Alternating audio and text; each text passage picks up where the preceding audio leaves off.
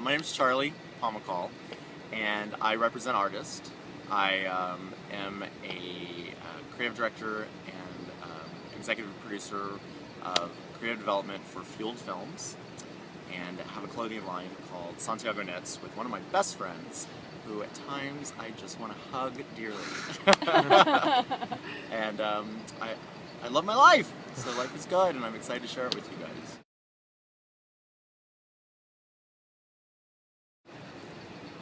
I think I would say just listen, slow down, and learn the gift of patience. Quit being in such a hurry, and embrace the moment to know where you are. Life moves so quickly, and that's what's so amazing to think. I can see my 16-year-old self, and I remember my 16-year-old self and how fast I wanted to be in another space and couldn't appreciate my junior year. My junior year was fun, and my senior year was a ball.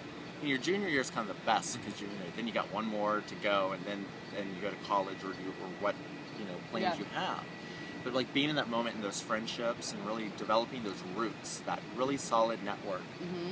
I miss that, and I grew up in Texas and I live in California, and those people that I grew up with really defined who I was. And as you get older, you do drift apart just by distance and geography and families and time, but knowing that you have that base.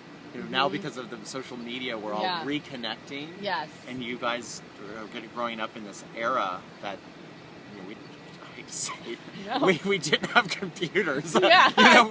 We had word processors, and then as we learned email, and as technology, embrace technology, embrace change, because change is constant. This all will change, this all will pass. Did you feel like you were in sort of a rush to grow up when you were 16? Yeah, absolutely. I had a laser focus to build and grow, and I had a really fun childhood and upbringing, but at the same time I knew I wanted more, and I wanted to travel, and I think that's one of the best things you can do in life, is to be able to travel and see and meet new people, grow in that way.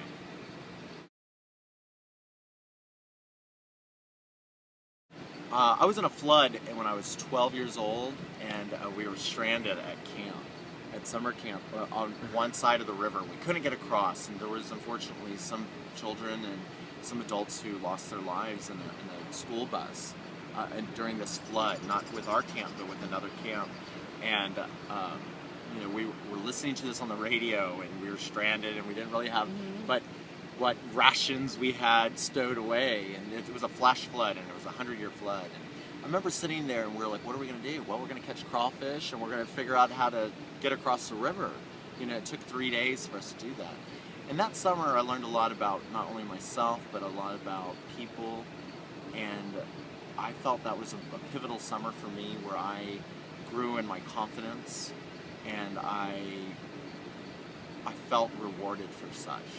And when you start stepping into your own, there was some counselors that were I think I started to appreciate, and they weren't my peers, they weren't my superiors, they weren't necessarily my friends, but they were mentors. And there's a difference in all of those relationships that you have in life, and just respecting people for the position that they are in your life at that time, maybe. Know who your peer group is, and it's interesting. As you grow older, I've learned my peer group age range widely changes. Huge. When you're 16, a year or two may seem worlds apart. I remember being 16 and knowing a 20-year-old and thinking, oh, they're old, or when you're 18 and knowing a 25-year-old, that seems so old.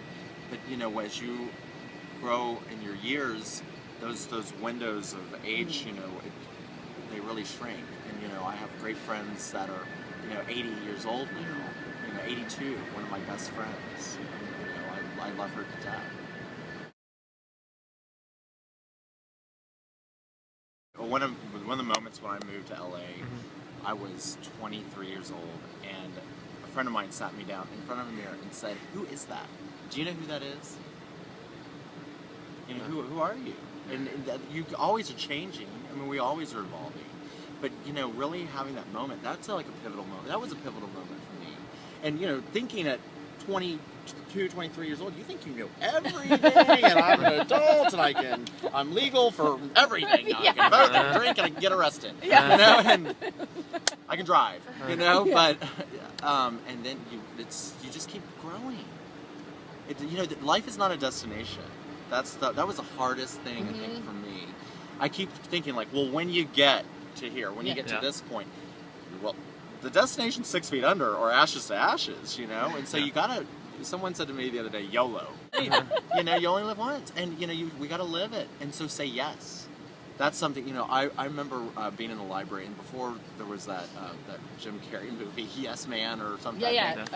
But it's based on a true story, and it's based on a guy who just said yes. And he was on a bus in Great Britain, in London, and this old man looked at him and said, just say yeah. Just say yes. And so he spent 24 hours just saying yes to everything, got in a bar fight, got all this stuff. But he kept learning these lessons and opening doors, because when you say no, you shut things down. And I had a boss right out of college, one of my first jobs. He said, if you want to tell a client no, he goes, you got to come to me first. Say, let me think about it and figure out how we can do this. And, you know, it's always be a solution provider.